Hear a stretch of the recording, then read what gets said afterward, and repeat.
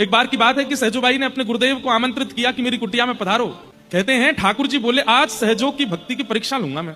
कैसी परीक्षा हुई कि सामने से गुरुदेव आ रहे हैं और गुरुदेव के ठीक बगल में देखा ये कौन आ रहा है, तभी देखते हैं कि श्याम सुंदर चले आ रहे हैं, ठाकुर जी भी आ रहे हैं। ठाकुर जी मानो देखना चाह रहे हैं, चल सहजो आज दिखा दे कौन को पहले पूजेगी, कौन को पहले वंदन करेगी, कौन को पहले उपकार करेगी। सहजो बाई यहाँ पर पुष्प थाल लेकर के खड़ी थी, गुलाब जल लेकर के खड़ी थी, हाथ में पंखा लेकर के खड़ी थी, भीतर आसन बिछा रखा था, गुरुदेव आमंत्रित थे।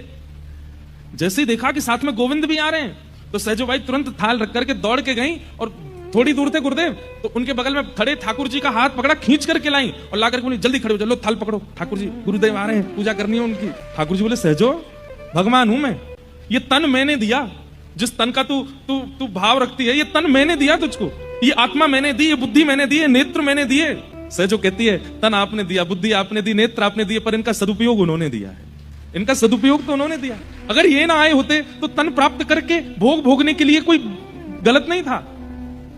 तन तो आपने कितनों को दिया है, जीव आपने कितनों को दिया, आंख आपने कितनों को दी, कान तो सबको दिए, पर वो अपने समस्त अंगों से गलत क्रिया कर रहे हैं। इसलिए तन देने का अभिमान मत करो ठाकुर जी, चुपचाप खड़े रहो, गुरुदेव आ रहे हैं। ठाकुर जी स्तब्ध हो गए।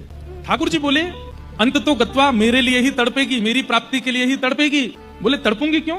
बोले क्योंकि मेरी प्राप्ति करना ही जीवन का सार है। बोले मैं भी वचन देती हूं कि मैं अपने गुरुदेव के आश्रम में रहकर के ठाकुर जी को तड़पा दूंगी, वो ही कहने लगेंगे कि सहजो आजा, मैं तैयार बैठा हूं तेरे लिए, मैं अपने गुरुदेव का आश्रय नहीं छोड़ सकता।